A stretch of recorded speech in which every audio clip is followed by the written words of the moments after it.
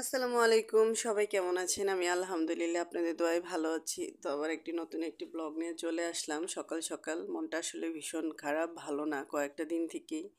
আসলে দুর্গত বন্যায় মানুষদের অবস্থা দেখে যে মানুষগুলো যে কি বিপদে আছে আল্লাহ পাকই জানে। আসলে আমি আমার জন্ম এত বছর বয়স হয়েছে, কখনো এইরকম আসলে এই ধরনের বন্যা কখনোই দেখিনি। সবার জন্য খুব খারাপ লাগতেছে, কিন্তু আসলে আমার কাছে মনে হয় যে কিছু করার নাই, কিছু করার থাকলে অবশ্যই করতাম।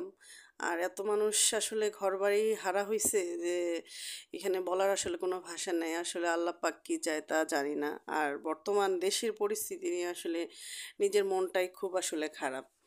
গতকালকে আর আজকে মিলে ২ দিনের ঘটনা নিয়ে আসলে কিছু বলা আসলে আমাদের মতো সাধারণ মানুষেরই দরকার।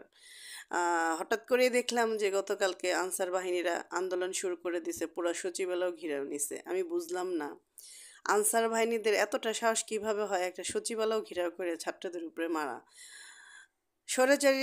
এই স্বৈরাচারীরা এত ১৬ বছর দাপট করে থাকতে পারলো না, ছাত্রদের কাছে তাদেরকে হার মানতে হইলো। আর আসছে আনসার বাহিনীরা, আর এদের এদের এত সাহস কিভাবে হয় ছাত্রদের গায়ে হাত দেয়া।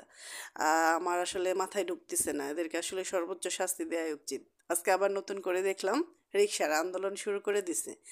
মানে ২ দিন পর পর মনে হয় আমরা সার্কাস দেখতেছি, যে এই আন্দোলন ওই আন্দোলন, আজকে পরীক্ষা দিব না, রিক্সাওয়ালারা আমরা রিক্সা চালাবো না, এই চালিত না, ইঞ্জিন চালিত। এগুলো কি শুরু হয়ে গেছে ভাই? বর্তমানে অন্তর্বর্তী সরকারকে আপনারা কাজ করতে দিন। আপনারা যদি অন্তর্বর্তীকালীন সরকারকে কাজ না করতে দেন, আপনারা যদি এইভাবে ডিস্টার্ব করেন তাদেরকে, তাহলে আসলে তারা যাবে কোথায়? পরবর্তী সরকার তো আসবে, আপনাদের দাবি দেওয়া যায় আছে, পরবর্তী সরকারকে বলেন আপনারা। তা না এই সরকারের উপরে আপনারা সব ভূমি খায় পড়তেছেন, আমার তো মাথায় কোনো কিছু ধরতেছে না।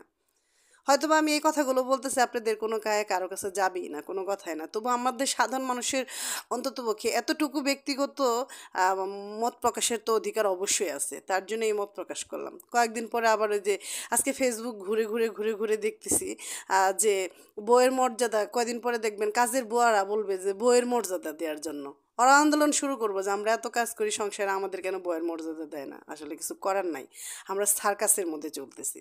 যাজ্ঞা, সবাই ভালো থাকবেন, সুস্থ থাকবেন, চ্যানেলটি সাবস্ক্রাইব করবেন। আর আমার কথা ভালো লাগলে অবশ্যই শেয়ার করে দিবেন, আমার চ্যানেলটি সাবস্ক্রাইব করবেন। সবাই ভালো থাকবেন, আল্লাহ হাফিজ।